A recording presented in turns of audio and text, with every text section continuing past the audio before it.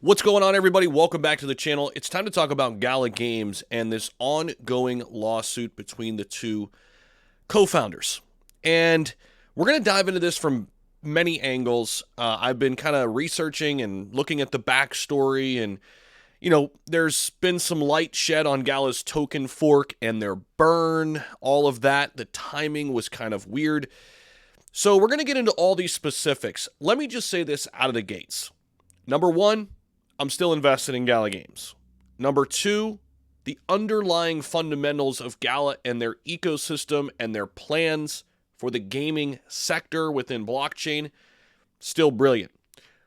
Number three, we just have to watch how this plays out. How I'm looking at this as an investor is this. And I want to give you guys this straight up. My average cost in GALA Games is around 6 cents. That's my average cost per token. So I am down on my investment pretty heavily. However, I don't have the reason right now to go ahead and sell that in this type of market environment, and also not knowing what we know is going to happen in the lawsuit. Like, there's still a ton of unknowns, okay? All we have is kind of this back and forth. Here's what he said, here's what he said. There are some things that are concerning as an investor, but I will say this before we get into all these specifics here. This is a perfect example why you never, ever go all in on any crypto. I've talked a ton about GALA Games on this channel. One, because I'm invested. Like, I'm telling you guys, I love the gaming sector, right? Like, I've been very, very upcoming and forthright in that statement, right? So, obviously, I want to update people on what's going on in the GALA Games ecosystem, because I'm already interested in it as an investor, and I want to share what I'm learning and share the things that I'm analyzing. So this one is kind of concerning, right? It definitely is, and we don't have all the answers yet. Like, we don't. Like, I don't, a lot of people will already like jump to conclusions. Oh, Zach, you're a fudder, you're this, you're... No, I'm an investor. So, like, if you think I'm fudding my own bag, like, that's absolutely stupid, right? But I'm just giving it to you guys straight up, like, in terms of the information we have at our disposal right now, and basically, where we think things are going to head in the future, okay? So the lawsuit has been going on for a little while now, and back in April, GALA Games pretty much surprised everybody with its token forking, right? And basically reissuing it as V2 GALA token. If you guys remember, there was a lot of things said about Coinbase not supporting this migration, we'll call it. And more confusion then came out of an announcement in May that GALA was burning 42% of their GALA V2 tokens. The reason given for this was to counter the fundamental risk to overall tokenomics of the project. That was a quote. In terms of a, quote, dump and exit scenario. As worthy as it seemed, though, these actions certainly raised some questions at the time. But as you guys can tell from the price action, it hasn't done anything to help the price of GALA. This is the 1-year chart. We're down here. This is the 1-year chart, okay? We're down here at 1 cent. Absolutely brutal. If you guys remember earlier this year, we got up to almost 6 cents in January. We spiked up from around these levels all the way up to almost 6 cents. There was a ton of great news. I had Bitbender on the channel. And listen, guys, reminder, I'm still invested in GALA Games and want to see this thing through and want to see this thing succeed. Because again, the underlying fundamentals here, the underlying idea, right? Because all businesses, corporations, they start with a great idea. I loved this idea from the get-go. And that is one of the main reasons why I invested in GALA Games, because they weren't focusing on one game. They were focusing on building an entire ecosystem. And here's the thing, I'm not going to lie. Eric Schiermeier's pedigree and his background jumped out at me, jumped off the page. Now, again, we don't know. Is he to fault? Is the other guy to fault? We're going to get into some of that here in this video, but we don't know, okay? But we'll give you guys the information we have. So it didn't help the chart, right? Obviously. So we're down 98% from our all-time high that we set back in late 2021. Okay. It says here, though, if we continue on. But then the recent news came out that GALA's two co-founders were suing each other for hundreds of millions of dollars. In one corner sits GALA co-founder Eric Schiermeier, one of 6 co-founders of Zynga Games. They were super successful. They basically did this in the Web2 arena. They built multiple games through Zynga. They were going to try to do it with the blockchain included in Web3. I loved it. But he is suing his fellow GALA co-founder Wright Thurston for stealing and then selling at least $130 million worth of GALA tokens. I mean, we're not talking about $1 million here or $2 million, $130 million. Now, it says, given his credentials in the game industry, one can't help but wonder how Schiermeier ended up co-founding a company with a man who, according to his complaint, has over the past 20 years founded numerous marketing and sales companies, quote, most of which have ended up in litigation, insolvency, bankruptcy, and or sued by the SEC. So maybe he just picked the wrong guy, right?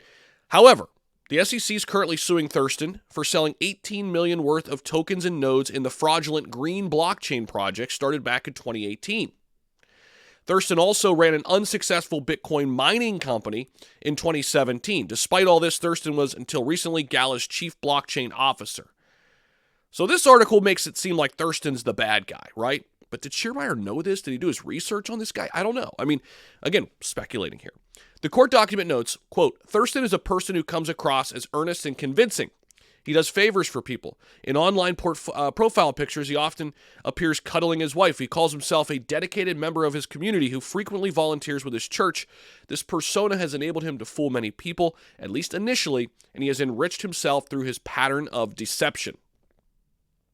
This then explains GALA's decision to fork its native token. Again, this is just one article, blockchaingamer.biz, by the way. I thought they did a pretty nice job, though. At the time this was said to be this would be due to, quote, enhanced burn mechanisms, security enhancements, and future upgradability. That was the narrative that we covered too on this channel. And by the way, guys, I know this is a little bit longer video than you're used to. If you're still here, I appreciate it. A lot more to get to in this video. It's going to be a longer one, so stick around. Now, it turns out it says this was a move to reissue the token supply to ensure the tokens Thurston was alleged to have stolen would be worthless. So they knew what was going on with Thurston, and this is why they did it. But they didn't bring it to the public. They should have told, if they knew about this, they should have told everybody straight up what was going on. And it's interesting that Coinbase decided not to, move forward with this. Maybe they knew something behind closed doors. Who knows?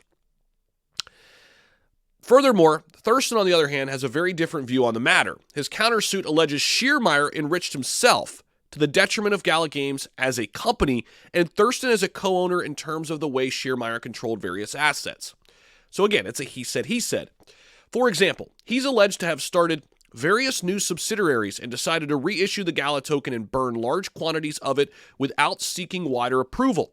Further, it alleges Schiermeier spent $5 million on a down payment for a private jet. Notably, the lawsuit also alleges that the reissuing of the GALA tokens cost Thurston $151 million. More on that private jet in a little bit later. We're going to go over a tweet right here that was sent by Schiermeier. We'll get there in just a minute. It says, for the underlying context of these lawsuits was the incredible success of GALA Games as a speculative blockchain project and a speculative gaming ecosystem that dominated 2021.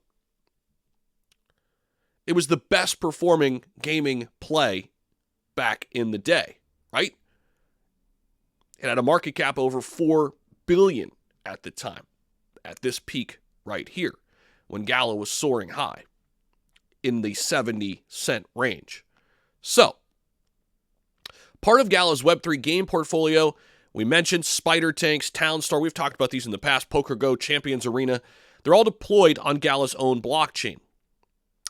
So, in an attempt to ease the pain among the GALA token holders, the GALA official Twitter page, or X page, has been saying that they have, quote, imminent launch and several titles and tons of more game news. Like, they're kind of just sidestepping this whole issue, right?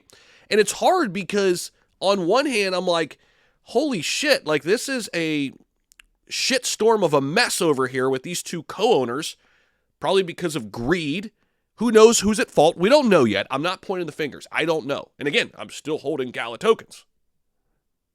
But on the other hand, you've got this robust ecosystem, 13 plus games on the PC side. They just overtook Ember Entertainment earlier this year to get into mobile gaming. Like, it looks awesome in terms of their roadmap and where they could go. Just understanding like gaming and crypto has just kind of started and it's just brewing, right? But this isn't a good look for investors. It's not a good look at all. So how did it get so messy, they say? Part of it might be explained by the fact that when GALA Games was set up, its bylaws required a 2/3 majority vote for the board to act. But the company only had 2 equal shareholders, Sher and Thurston. No matter what else happened, clearly plenty of unforeseen things was to come.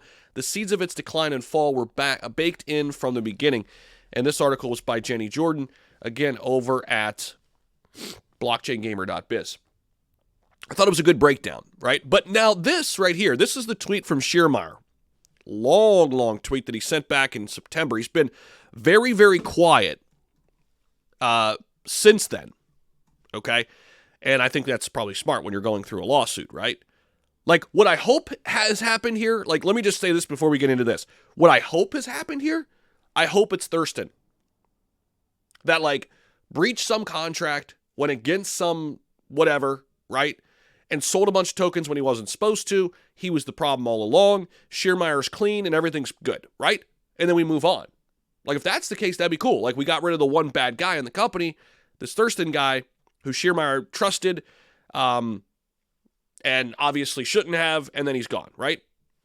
I don't know. What do you guys think? Is that the most likely scenario? We'll see how it plays out. That's what I would like to see here. But this is what Sher said. I've received a number of requests asking that I reassure everyone about the current state of GALA and the lawsuits recently filed by myself and Wright Thurston. The legal matters are between the two of us. The company is not a defendant in the case. Okay? But the company's definitely caught in the crosshairs of this, right? I mean, it's sitting right in the middle of the battlefield. And to be very clear, the operations of the company will continue as they have and will continue to innovate and grow. Nothing about these matters will inhibit our ability to execute our strategies. I'm all in on GALA. See for yourself, right? So this is his token address. Obviously, we won't be able to publicly discuss these matters all that much. But let's clear something up. I filed a lawsuit against Wright in federal court for serious misconduct. The lawsuit is a public document, and the allegations against Wright speak for themselves. Once the lawsuit was filed, Wright retaliated with his own lawsuit. The lawsuit is unfounded, and we are confident that we will prevail. Okay, that's good to hear. I do want to address one thing because it seems to have drawn some attention. Wright alleges in his lawsuit that I used $5 million of GALA Games funds for a personal jet. This is ridiculous. The truth. Wright, through his personal attorney, entered into a contract with Gulfstream to purchase a private jet with $65 million of company funds. This was not authorized by the company. To do this, Wright's personal attorney created a new and separate subsidiary of GALA Games, falsely representing that he himself, the attorney, was an executive vice president of GALA Games. Wright's attorney has never had this role or title or any other position with the company. Wright then paid a $5 million deposit for the jet from company funds. He saddled the company with many more installment payments that were due to Gulfstream.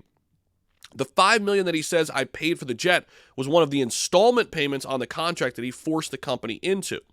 The company, that still kind of sounds weird. The company is stuck with this contract, and we either have to make the installment payments or lose the millions of dollars already paid for the jet to date. That one sounds still kind of weird. I don't know. Wright and his attorney caused this problem. He says, the company and I are simply navigating it to minimize harm to the company. This is one of the many false allegations in Wright's lawsuit. It is an example of Wright and his team grasping at straws to distract from his own misconduct. This tactic will fail. Okay. So, what do you guys think? Who do you believe? Do you think GALA still has merit? I'm still holding it in my portfolio. Am I more nervous than I once was? Certainly. Do I think the company can still stand back up on their feet and start walking back up the hill? Yes. And what I hope happens is this lawsuit goes quicker than they most oftentimes do, because any kind of lawsuit tends to drag on and on and on and on, and it's only a distraction in terms of the future of GALA Games. So that's my 2 cents right now, given the information we have, and I'll continue to bring you guys up to speed on anything that changes in terms of where I stand as an investor, as a believer, if you will, in the future of GALA Games. Hopefully you guys enjoyed the long video. I know it's a little bit different than usual. Appreciate you guys as always. Let me know what you think down below. Don't forget to like, comment, subscribe down there. Definitely smash that like button so this video gets out to everybody interested in GALA Games. I think this is super informative, very important for everybody to understand. Appreciate you guys again. We'll see you in the next video.